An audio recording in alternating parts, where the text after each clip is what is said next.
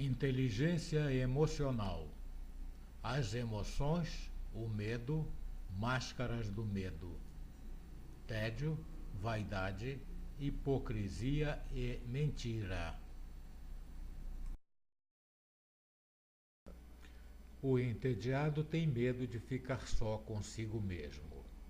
Enfrentarmos-nos a nós mesmos é algo que requer grande serenidade, porque a. Sempre nós desconhecemos um pouco e tememos surpresas ao rebuscar os nossos recônditos anímicos.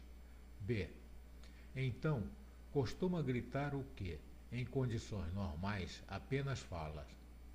Nosso remorso e nosso auto-julgamento, desprovidos de eufemismos desnecessários, pois não há ante quem dissimular. C.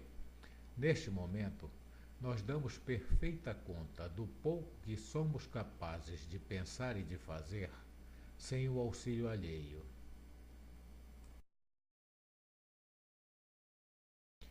Salvam-se apenas deste medo bem camuflado aqueles seres generosos que, por terem em si algo dos demais, jamais ficam realmente sós consigo mesmos e sempre encontram em seus pensamentos e recordações o eco de vozes amigas e de gestos de gratidão.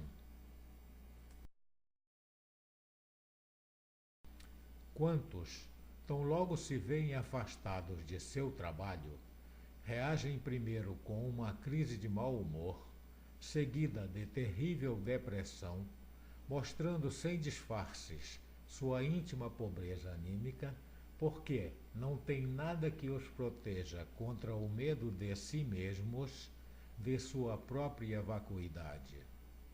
Daí a igualdade psicológica.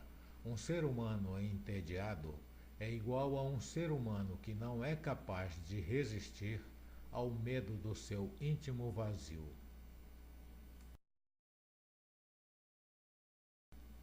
O vaidoso é um medroso que pretende não o ser. Procura convencer-se de que não tem motivo para se sentir inseguro, posto que vale mais que os outros. Mas, se tem necessidade de estar repetindo constantemente, é porque, no fundo, não só duvida, como está convencido do contrário. Seu aparente narcisismo encobre seu íntimo desconsolo.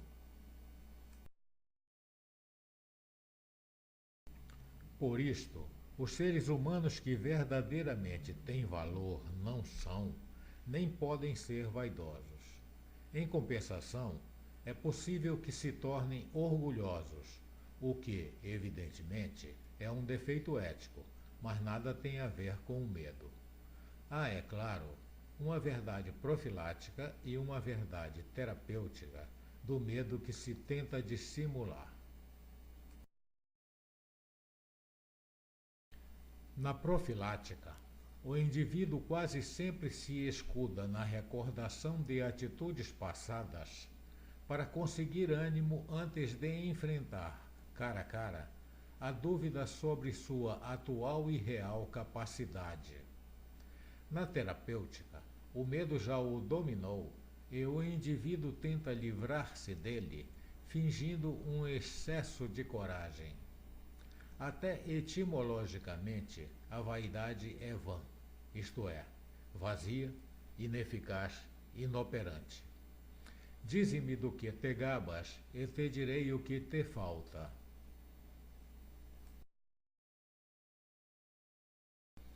A hipocrisia não é um traço de perversão, nem tampouco de astúcia, mas fundamentalmente de covardia, ligada a uma ambição compensadora e desmedida.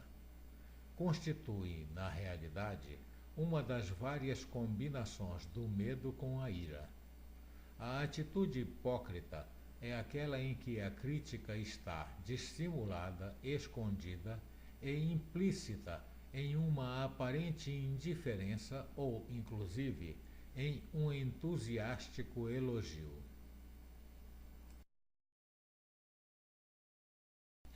O hipócrita segue uma linha de conduta destinada a captar a confiança e também o auxílio do ser a quem teme e por temê-lo odeia. Mas, precisamente por esta duplicidade, por esta discordância entre o que se propõe e o que aparentemente se faz, vive em permanente angústia. Seu remédio é pior que a própria doença. O medo, quanto mais dissimulado, mais cresce, pois, como a cólera, é capaz então de corromper-se, isto é, de interiorizar-se, estagnar-se e tornar-se crônico. Por isto, o hipócrita, sem se aperceber, curva-se, encolhe-se, afunda e retrai seu corpo, diminui seu âmbito pessoal e sucumbe à ação invasora do medo muito mais depressa que se o confessasse a tempo, pois então se teria livrado dele por uma franca e oportuna fuga da situação.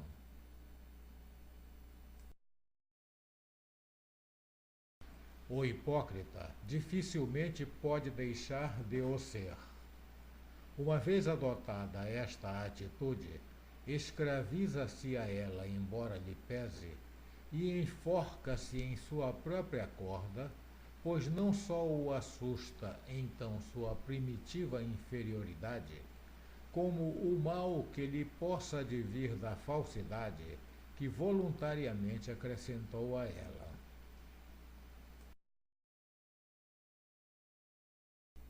Há mentiras nas quais o medo não nasce diretamente em nós ao ditá-las, mas no efeito nocivo que causaria nos outros a verdade que disséssemos em seu lugar. Mas, ainda que esta espécie de medo simpático ou generoso seja menos desagradável que o medo egoísta, o certo é que sua essência é a mesma, e por isso, quem mente sistematicamente é sempre um medroso covarde, ou seja, um medroso que não sabe dominar seu medo pelos meios normais.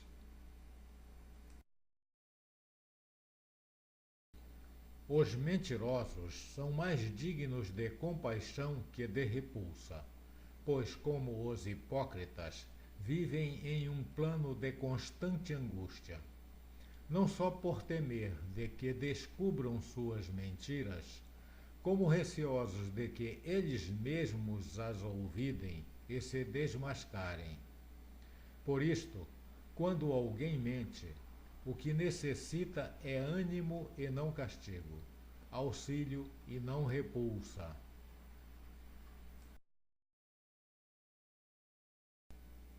Se não é auxiliado oportunamente, suas mentiras aumentam em progressão geométrica, sendo-lhe umas necessárias para cobrir as outras. Desta forma, estabelece-se um terrível círculo vicioso. Mentiu para deixar de sentir medo e sente medo por haver mentido. Como se vê, quanto maior é a camuflagem do medo, tanto piores são seus efeitos.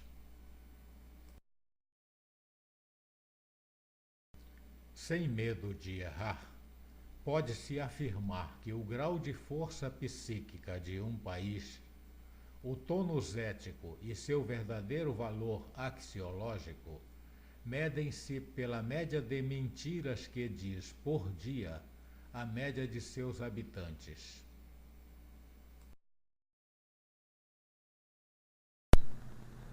Até a próxima.